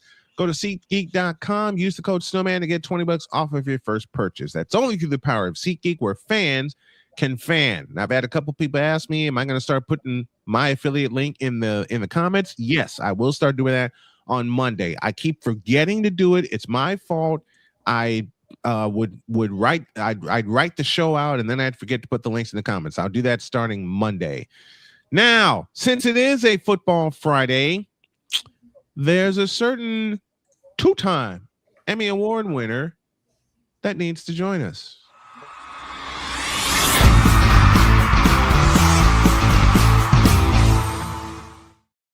Hi, everybody. Hi, Pizzle. How are you? Hey, what's going on? It's good to see you guys both. Wow, it's. I guess it's off season, but not really, right? Like, always stuff going on. Always stuff going on in NFL, right? How are you, Deb? I'm Great to good. see you. I'm good. It's so good to see you guys. Sorry, I'm still asleep a little bit here. I don't know why. I stayed up late. Mourning the Phillies and the Flyers lost. You don't have to explain twice. Mm-hmm. You know, I have faith. I'm in both. I've got my you already Flyers. know. You already know the ridiculous hours that I keep here in this office. Look, got my Phillies. There you go. There we go. Love that. Still have hope. Love that. Okay. Let's talk Rams and let's talk Eagles. You were in the war room. I was with the Los I was Angeles yes, Rams. I was in the building, let's say. Oh. I was in the war room building. Yes. What was that like? It was so much fun. That was my first time covering a draft and actually being close to a war room. I was in the media room, which was downstairs from where the war room was taking place. So the entire staff was actually as I was sitting there, like towards the right. It was actually a really small building, to be honest. Yeah. So it was interesting. I was, one of in media. There was probably at one point there was about 30 people there. Mm-hmm. But that was when Ty Simpson was coming in for his press conference. Cannoli agrees. Cannoli says hi. Hi, Cannoli. Hey. You mentioned Ty Simpson and Cannoli makes an appearance. Yep, there we go. Both youngins, right? Yep, absolutely. So, yeah, no, it was an amazing experience to have, Sean McVay and Les Snead sitting there right in front of you talking about the picks that they just made. Watch the communication department does a great job, and they had on TV in there. We all were watching, and I actually found out about the Ty Simpson pick about 5 minutes before it actually happened. Wow. So that was cool to be like on the inside there. So that was pretty neat. It was an interesting thing too, because we all know what happened with McVay, and people thought he was pissed off that they took Ty in the first round, and we didn't need a quarterback. We have Matthew Stafford. We almost made the Super Bowl. We're making a Super Bowl push this year for sure. Why would you pick a quarterback in the first round? Why would you waste that pick? And obviously everyone thought from his body language, he was really upset. And he debunked that the very next day. Like he walked into the media room and was like, do I seem angry? like he away. And I wish I had the video because I have it on my phone. I could have sent it to you. But we were all just laughing because it was obviously, he was like, I didn't know. He's like, I had no idea. He was like, something else had happened that he was upset about. So it happened right before that press conference, and he walked in and it was not about Ty at all. And everyone, that thing blew up. Like even I was like, guys, it wasn't, I think people edited it like it was worse than it was. Granted, there was definite tension. All of us were kind of like, okay, what is going on? Because that's not McVay. He's very, exciting and always has such a great energy. And he definitely, something was off, but none of us could figure out what it was. You know what I mean? Like him. So, but yeah, it wasn't as bad as everybody was making it out to be. And then I saw reels that people were editing things out of context completely. And finally I got on. I was like, guys, this is not what happened. Like I was in the room. I was literally sitting in front of them. Like I was first row. I heard it. So yeah, and everyone knows, come on guys, a head coach and a GM, they're going to be on the same page. Yep. And then it came out days later that, McVay had talked to Ty prior even to the draft. Like but Ty had to keep that under wraps, obviously. So yeah, it was just so blown out of proportion. And that was the first time I've been involved in something that I was there, and it went viral and grew like wildfire. And I was like, wow, I'm part of this moment. This is pretty cool. I'm right there. So I think the other time was when they fired Cardi. Also, I kind of got that breaking news as well, because I was there that day that they announced that at the Rams too. So it's cool to be there too, to be like, I'm one of the first people to hear this, because obviously their special teams was an issue last season. So yeah, and Cannoli is there too. Now, in your opinion, why did they pick Ty Simpson? I think because Matthew Stafford, I personally think, Matthew can stay as long as he wants, and McVay said it, and McVay stressed this is Matthew's team. He said it probably 20 times. He's going to be his predecessor. Let's be honest, and get him in there now. Jimmy Garoppolo's most likely retiring is the rumor. We don't have any information on that. McVay also said possibility that Jimmy could come back too. Like they left the door very wide open. Also hearing rumors if Aaron Rodgers doesn't go back to Pittsburgh, Jimmy might be going to Pittsburgh. So who knows? No one knows anything, right? Right. I think they need a quarterback at some point soon. Right now they have Stetson Bennett, good quarterback, 2-time Natty champion. He'll compete with Ty, for the number 2 spot. I think it'll be a great competition. They needed a quarterback. Let's be honest. Matthew's getting older. Matthew had back problems all the last season during training camp. Yeah, obviously MVP season. I don't think I'm glad it happened, obviously, Matthew's MVP season, you know what I mean? But he's not young, you know what I mean? And yeah, he's probably got a lot of football left in him, but I don't know if they would have won the Super Bowl this year. Would Matthew be back? I don't think so. I think he would have. No. I think he would have ridden off into the sunset, and he's going to be 39 this year. It's going to be 30. It's going to be 39 this year. It was rumors last year he was putting his house on the market. Him and Kelly were putting the house that they lived in on the market. So that kind of says something. But I mean, he's staying because they can legit make a Super Bowl push this year. They did it last year. They can do it again. And they can. Deb and I talked all through the season last year. Pizzle World Shotgun with this. The NFC West Seattle's the champs, and to be the champs, you got to unseat the champs. The same 3 teams that made the playoffs last year could very well do it again this year. Absolutely, 100%. They could very well do it again this year. It's just going to depend. Probably will. Yeah, it probably will. It's just going to depend on who gets the number 1 seed. Does it go through Seattle? Does it go through Los Angeles? Does it go through Santa Clara? All 3 teams legitimately can compete for the number 1 seed this year. And what makes San Francisco such an underrated threat, they got as far as they did without several major pieces last year. Absolutely. Those injuries just kept you guys. I'm scared of the 49ers, to be honest. I'm more scared of the 49ers healthy than I am Seattle. Yeah. And that's Super Bowl champions right now. Look, Seattle's the world champions, but I've had a couple of Seahawks talk to me, and they said, "You guys are healthy. I'm scared." This is coming from a couple of Seahawks fans because Seattle beat us in Santa Clara 13-3.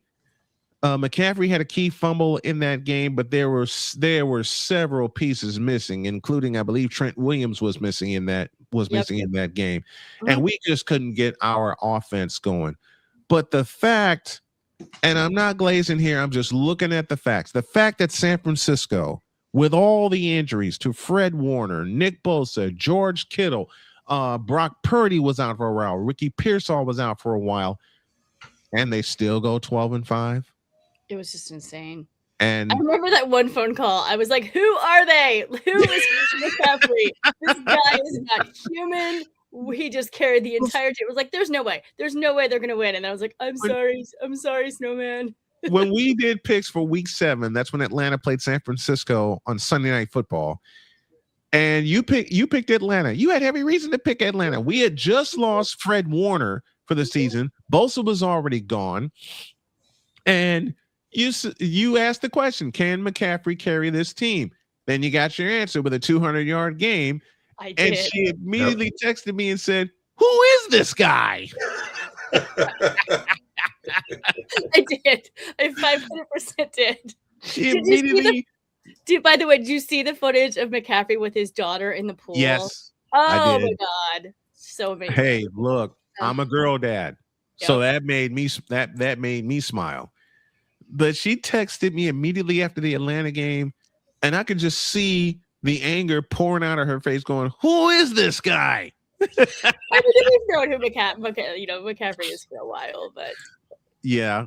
And again, they welcome back Dray Greenlaw on a 1-year deal. Fred Warner's healthy. Bosa's healthy. This is a scare when they're healthy, which has been the bugaboo for San Francisco for a few years now. But I can say this, when they're healthy, they are quite dangerous. Yep. Oh, yes. And you know who else is dangerous? I was going to say, you know who else is dangerous? The Eagles during draft season. Yep, Philadelphia. Howie Roseman, man. Eagles won the draft again, I feel like. Oh. Man, Eagles dove all the way in with what they needed. Yeah, absolutely. Snipe Pittsburgh for Makai Lemon. That was amazing. Well, and here's Awesome. here's the funny thing is I two funny things. I don't know if I can announce this. I'm going to be working a little bit with the Steelers this summer. I can't announce why, where, anything yet, but that's coming. That's coming in the pipeline. I'm very excited. So I love it that it was like Steelers Eagles when that happened. Here's the funny thing. I'm at the Rams. I'm texting with Chet Lemon, who is Chet Lemon Jr., Chet Lemon, Detroit Tigers, MLB. May he rest in peace. I'm texting with Chet and not even thinking, like we're talking about other stuff. Like we're talking about Rams and I'm focused on Rams because I'm there. And he's like, yeah, he's like, so glad you guys got my cousin. And I was like, wait, not even thinking. And I'm like, wait, what? He's like, you guys, Eagles? My cousin? Lemon? And I was like, oh my God. He's like, Deb, really?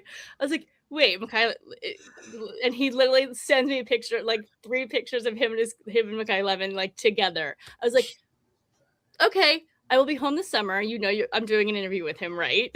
Good. You better. That's right. You better.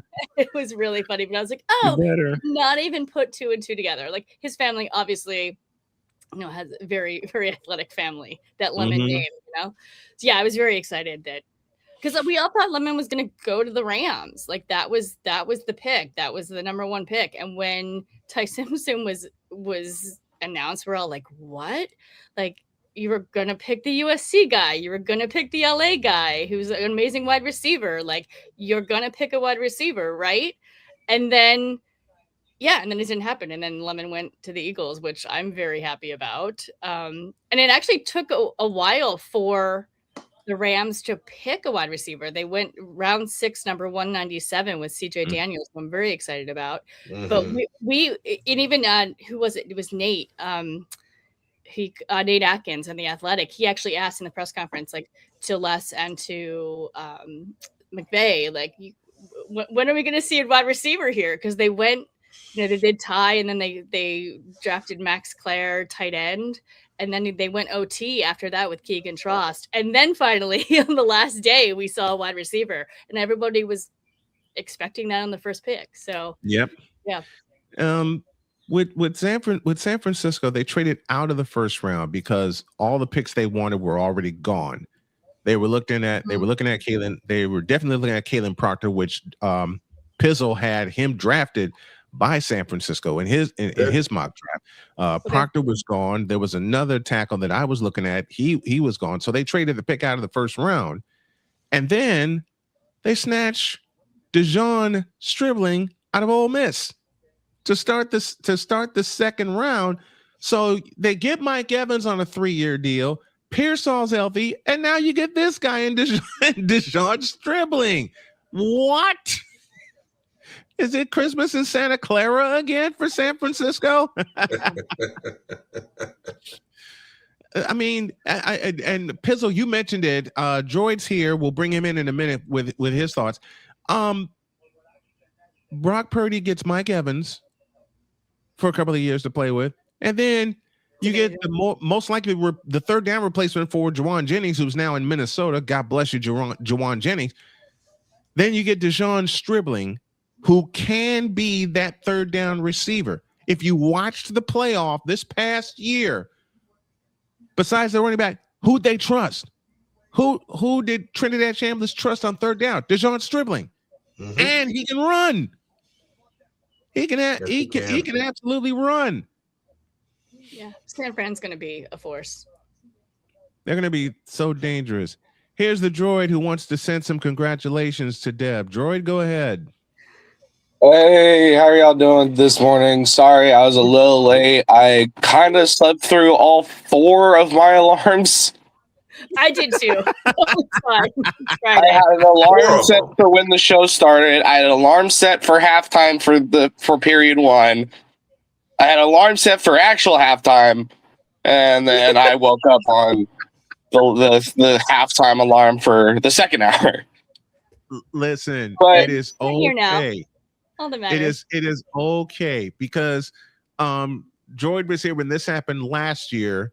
I had worked through the night I didn't get any sleep.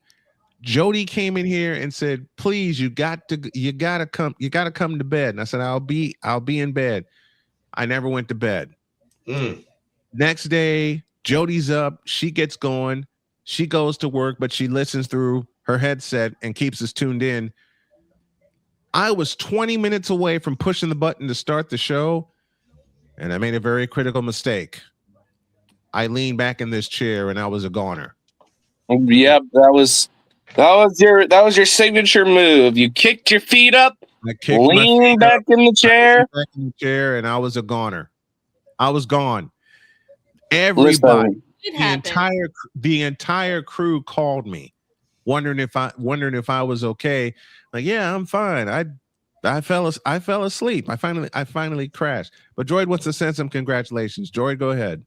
Well, I'm also here because I'm part of the show, but I think one of the better picks of the draft, one of the underrated picks of the draft, was the Philadelphia Eagles drafting their new tight end of the future, Eli Stowers, out of Vanderbilt.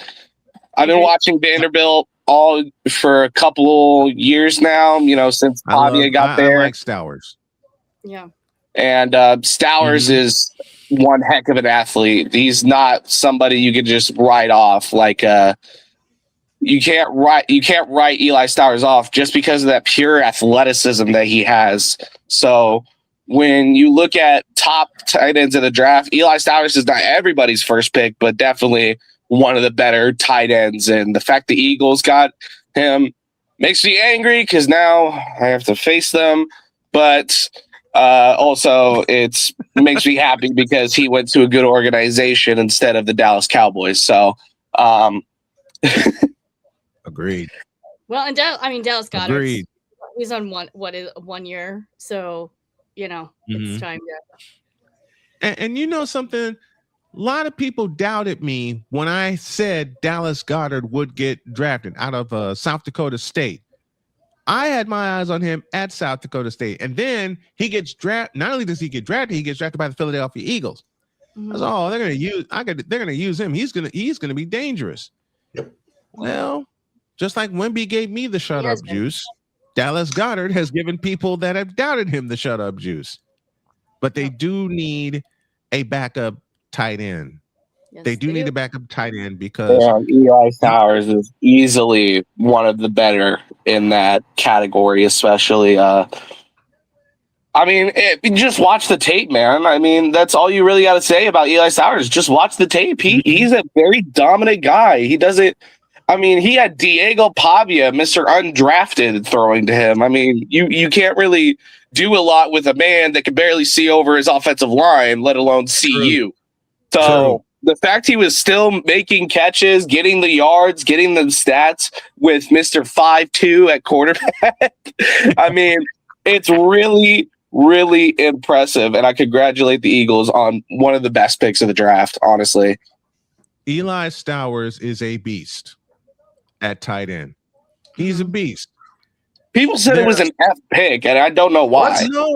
No. Not how? Wait, who said people from the 4-letter network said that it was an F pick. That's all I need to. You know what? That same 4-letter network said the same thing about DeJon Stribling and Wells out of Washington. Okay, they don't know what they don't know what they're talking about, and we do. All right, I'll leave it. It's interesting though that I had a lot of friends who texted me after Eli was picked. They're like, "What do you think?" I was like, "I think it's a great pick," and they're like, "Really?" I was like, "Yeah." Do you know this kid? And again, Dallas Goedert. I feel like he really had to be there, Deb. I think that was the thing with Eli Stowers and that whole Vanderbilt team. You really had to be there in order to really understand how good these players were on that Vanderbilt team, how much of a rebuild this Vanderbilt team went through just to get to this point. And it's honestly, it's really impressive. I mean, a few years ago, we were talking about how irrelevant they were, and now all of a sudden we're talking about how relevant they are and how they could actually dominate the SEC. What's even more insane is that the Eagles went from Brent Selleck to Zach Ertz to Dallas Goedert, and now Eli Stowers. Eli Stowers. Man, so, hit after hit after hit. Zach Ertz, man, that's a fantasy legend for me, man. I remember always picking up Zach Ertz in fantasy and everyone getting mad because I had one of the top tight ends. Oh, who didn't pick Zach Ertz in fantasy? Oh. Okay. Who didn't pick Zach Ertz in fantasy or Dallas Goedert or George Dallas Cowboys fans? They don't like those people. But who did? I have an Ertz jersey, so it says a lot. There you go. There you go. And for those of us, I will go ahead and make this announcement. I'm going to bite the bullet next year, and we're going to do fantasy football here on the show. Nice. With the show being expanded to 3 hours, with Deb being here and Pistol being here, not only are we going to have the picks, I decided, what the hell? I'm going to dive into fantasy football and see what I can do. Because the only other time I played was 1998, and I did an auto draft. And 1998, those days, if I can find the sound here, Did it even exist in 1998? Auto draft in 1998? I don't know. For the league, I think auto draft didn't become a thing until like the early 2000s. Yeah. Well, this one was an auto draft. I don't know how, but this one was an auto draft. And I figured I'm going to have the worst quarterbacks because there was a fight for internet control in my house. I was staying with my parents at the time, and I figured it was going to be a fight for internet control. Because it was still phones back then. Like you couldn't talk on the phone and be on the phone at the same time. So there was wars in houses. Exactamundo. That's why there was such a that's why there was such a fight in my house. Even with the fact that I was trying to download game notes for all the games that I was doing. I was with Chicago State at the time. Even given the fact that they would email stuff to me. No, it was a fight in my house. Yeah, and then you would get kicked off. If someone made the phone rang, you would get kicked off. You would get kicked off. You know how much of listen. Bring it back. For those of you who don't understand what old Snowman went through in the late 90s when I was staying with my parents, this should give you an idea. There we go. That's it. God. That's what I just did. I'm having flashbacks. Oh, PTSD. PTSD. Ayo, hell, we'll give you PTSD. So the auto draft got done. 2 days later, I log in. I said, okay, let me see what quarterbacks I have. I don't know how this happened, but I wound up with Peyton Manning. Oh, no. 98. And Steve Young. Oh. Okay. I said, I looked at that draft and I said, how did I get these guys? All I had to remember was, oh, the Cutie Empress is here.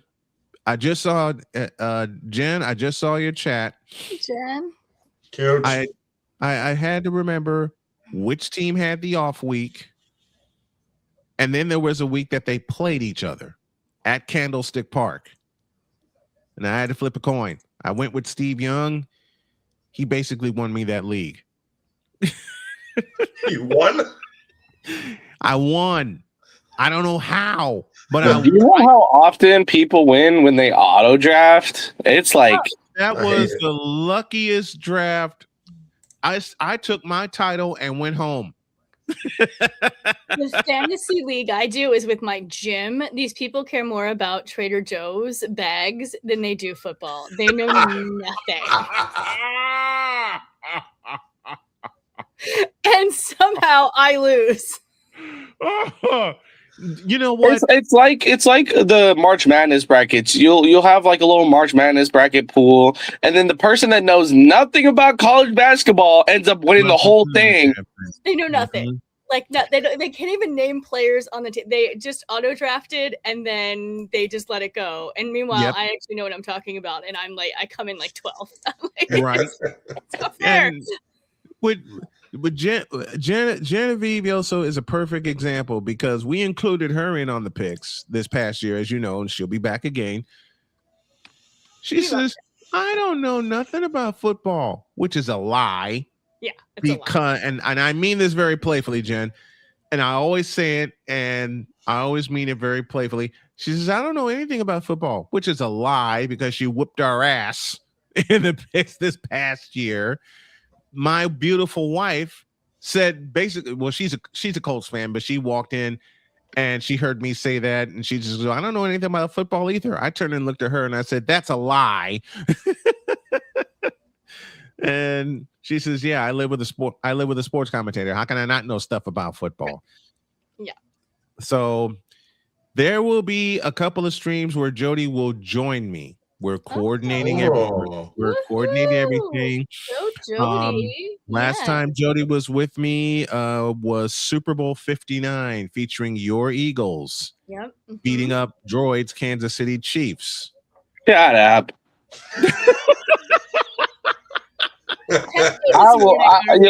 If I'm going down, I'll take Victor down with me. Don't think I'm playing. But here's the thing. Here's the thing, though, about that particular stream. She came in. She brought me my snack. She brought in hers, and then there was this big glass of wine involved. And she says, "You can share this with me if you want." I did. I totally did. And she had to work the next day. She says, "I got to go to bed." I finished the game. Signed off. Went to bed. Best sleep I had in a while because I had Jody with me for the Super Bowl stream. We got to get on out of here. But Deb Whitcas, dear friend, very dear friend, she will join us for her. Can you believe this is going to be her third season with us? Yes, wild, right? This is Deb's third season with us. This two-time Emmy. Let me throw her some flowers before we get out of here. This two-time Emmy award-winning producer, on a whim, said, I'll join you.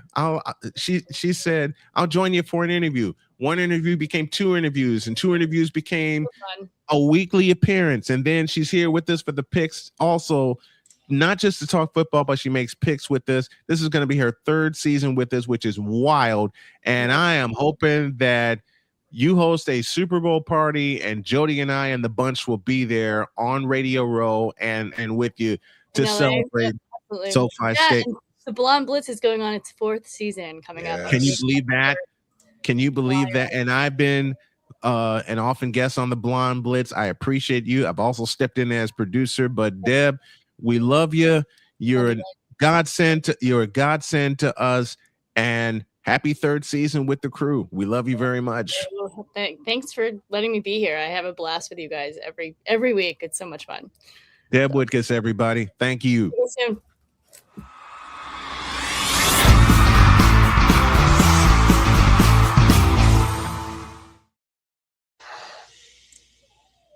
On schedule. We're getting out of here. Have a great weekend. God bless. Remember to make your next move your best move. And always remember, if your dreams don't scare you, they are simply not big enough. Dream big, do bigger. We hope y'all are too. Thank you, A Pizzle. Thank you, Joy. And thanks everybody in the chat that joined us. We'll see you Monday. So long, everybody.